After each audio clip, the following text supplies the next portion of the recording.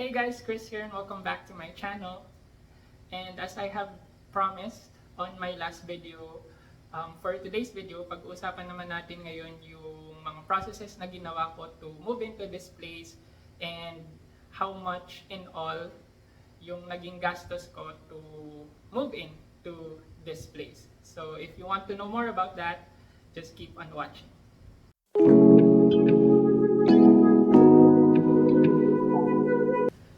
So, it's been 2 weeks since I moved in dito sa aking apartment. And I can see na medyo settled na naman ako. And in fact, a few days ago, some of my friends already came over and stayed for 2 nights. So yeah, let's proceed with the topic for this video. By the way, I have my Codigo here para wala akong ma-miss out. So let's talk about first the reasons why I moved out from our other apartment. So as I have mentioned nga dun sa previous video ko, ever since my life, kasama ko yung nanay ko and siya din yung kasama ko doon sa kabilang apartment namin. And the reason why I moved out and to have to finally do independent living is because marami na kami doon sa kabila naming apartment. So nandun na yung isa kong pamangkin who's already working. So since bagong graduate lang siya and kaka-start lang niya mag-work, so dun muna siya nakatira sa kabila naming or dun sa isa naming apartment habang nag-a-adjust pa siya kasi galing din siya ng province. So dun muna siya nakatira, and at the same time, yung isa ko ding pamangkin who's in college now, galing din ng province, dito sa Mandaluyong nag-enroll for college, and so dun din siya tumira sa apartment namin. So dalawang pamangkin ko na yon, and I feel like yung kabila naming apartment kasi 1 bedroom apartment din siya.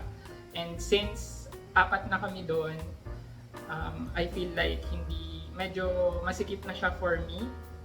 And also another reason is because I want to start my YouTube channel. And basically, it's something na hindi ko masyadong magagawa doon sa previous na apartment namin. So those are a few reasons why I decided to move out and mag-solo living.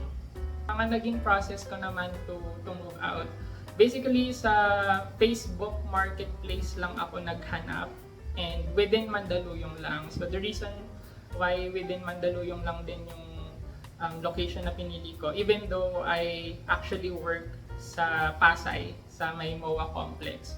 So the reason why within Mandaluyong lang is para nga malapit pa rin ako doon sa kabila naming apartment, and para malapit pa rin ako basically sa nanay ko, since ako pa rin yung support sa kanila doon sa kabilang apartment. So basically ang setup ko now is, aside from all of the expenses na meron ako ngayon dito sa place ko, ako din mainly yung nagpo-provide ng financial support doon sa kabila naming apartment. So doon sa pagdating sa renta, and pagdating sa lahat ng mga bills nila like kuryente, tubig, ako pa rin yung nagbibigay doon. And since yung isa kong pamangkin na nag-work na, nag-share din siya monthly. So that's really helpful for me. But mainly ako pa rin yung provider doon sa kabilang apartment financially.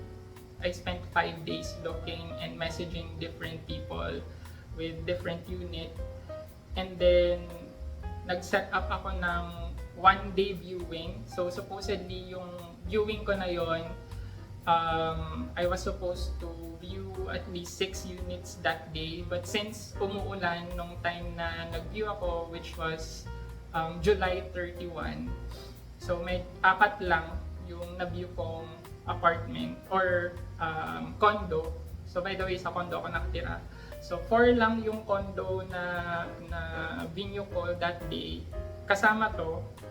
And so, bakit ko ba napili itong unit na to? So, out of all the places or out of all the units na binyo ko, ito yung pinakamura, and at the same time, ito yung pinaka malaking unit. So, this unit is 40.75 square meters if I'm not mistaken.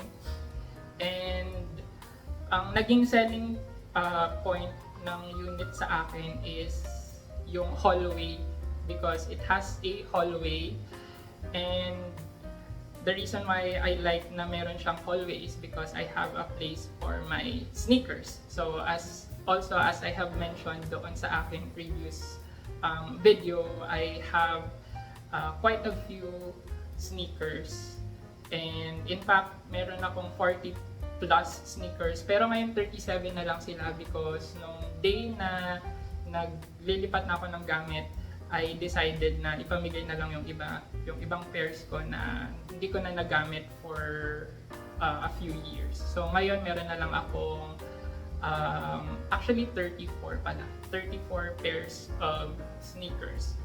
So yun yung naging selling point sa akin, because isa din sa, since alam natin na yung mga condominium units, they have a very limited space. So ayun, so yun lang naman yung naging processes ko looking out for a unit. So again, hindi siya masyadong naging complicated sa akin, hindi rin naman ako masyadong naging mapili. Basically, ang tinignan ko lang is yung overall size or laki ng unit, and at the same time yung price. So ito rin yung pinakamura. Let's now proceed to how much I spent in all to move into this place. So itong mga i-discuss kong gastos, ito lang yung mga initial kong nagastos to move in. Pero basically along the way, bumili pa ako ng mga additional na mga bagay-bagay, pero hindi ko na siya in-include dito. So ito lang yung initial na gastos ko to move in. Hindi ko na rin sinama dito yung mga groceries and all of that. Basically mga gamit lang mainly ito yung mga gamit lang na kinailangan ko para makalipat ako dito. So let's start with the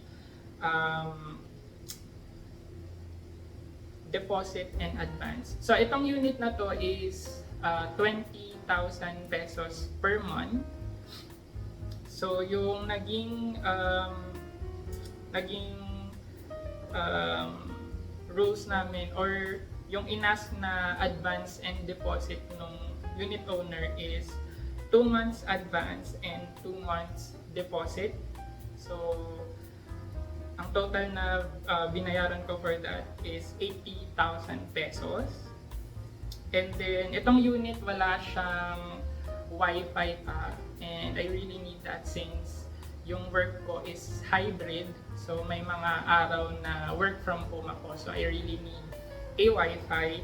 So nagpa-install ako ng Globe Wi-Fi, yung fiber na unlimited, and yung initial installation fee niya is 1 month advance lang nung babayaran, which is 1,699. And then namili ako ng mga mangilang-ilang gamit for bedroom, para sa kitchen, and mga bathroom essentials. So kasama dito yung mga bed sheets, mga unan, mga kitchenwares like mga lutuan, plato, kutsara, baso, and then mga basurahan, and so yun. So basta bedroom, kitchen, and bathroom essentials, and carpet din pala. Bumili ako ng carpet. So lahat to binili ko sa Mega Mall, and ang total na ginastos ko for them was 25,164.53. And then bumili din ako ng washing machine na automatic, and yung brand na binili ko is LG. Binili ko naman yun sa Ansons. And yung washing machine, costed 14,495 pesos. That's a 7 kilogram na washing machine. And then may installation fee na 2,000 pesos. Basically, the reason why 2,000 pesos yung installation fee niya is because yung place ng washing machine doon sa CR, may dedicated space naman yung washing machine sa CR. It's just that yung dedicated faucet niya hindi pa installed. And nung nagpa-schedule ako dito sa unit, sa developer, hindi makapagbigay yung admin ng exact date kung kailan sila makakapag-install because ang dami nga din nilang pending for installation din ng mga faucet for washing machine. So I decided na doon na sa installer ng washing machine din magpakabit ng faucet. So that's why 2,000 pesos yung total ng installation because sila na rin yung nag-provide ng faucet. So all in all, washing machine and installation was 16,495. And then lipat bahay service. Ito naman yung hinar ko para maghakot ng mga gamit ko doon sa kabila naming apartment. And nakita ko lang to sa Facebook Marketplace din. So madami akong mga services and mga items na binili sa Facebook Marketplace. So yung lipat bahay service was 1,800 pesos. And then shoe boxes. So as I have mentioned doon sa previous vlog ko na naman, so I bought individual shoe boxes sa mga sapatos ko. And ang binili ko na is yung acrylic boxes instead of yung mga plastic. Kasi meron ding mga shoe boxes na nabibili sa Lazada, sa Shopee. Pero yun yung mga gawa sa plastic na madaling masira pag pinagpatong-patong mo na sila. And yun actually yung meron ako doon sa previous apartment namin. So ngayon nung lumipat ako dito, I decided to use or to buy yung acrylic boxes na tapos may magnet pa siya. So yung price nun was initially 319 pesos per box. Pero inask ko yung seller kung pwede niya akong bigyan ng discount since bibili ako ng marami. And pumayag naman siya and nilower niya yung price to 310 pesos per box. Medyo mahal pa rin but at least worth it naman siya for me kasi mas maganda na ngayon tignan yung mga sapatos ko and mas malinis tignan. So I bought a total of 37 boxes. Although yan nga 34 na lang pala yung sapatos ko, so I have a spare of 3 shoe boxes. So yung 37 shoe boxes, naging total was 11,400. Ang alam ko dapat 11,470 pesos dapat. Pero nung nagbayad ako sa seller, sinukli yung 11,500 na binayad ko sa kanya. Sinuklian niya pa ako ng 100.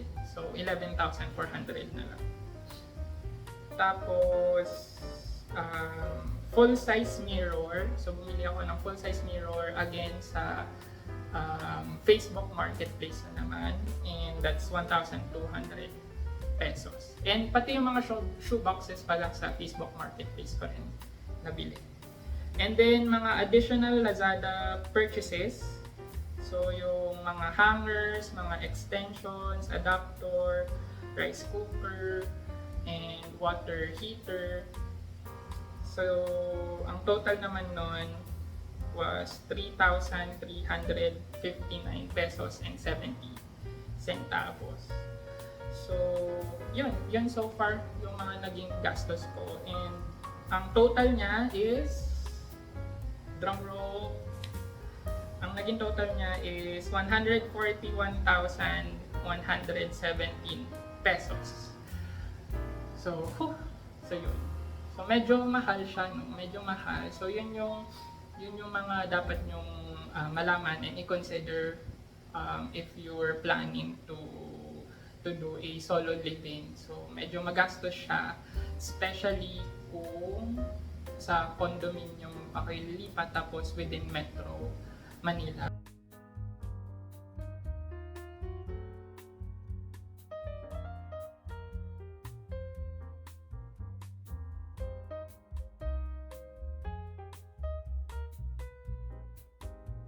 So that's it for our video today. I hope guys na nakatulong to sa inyo, and sana nakatulong to and nagkaroon kayo ng idea ng kung magkano ba yung roughly magagastos nyo pag nag-decide kayong mag-move out. And if you are planning to move out, or if you are already in the process of moving out, good luck sa atin, and kakayanin natin to. Just keep going and believe in yourself. So good luck, and if you have other questions for me and any video suggestions, just comment down below. So till my next video guys, and I'll see you, and thank you for watching my video. Bye!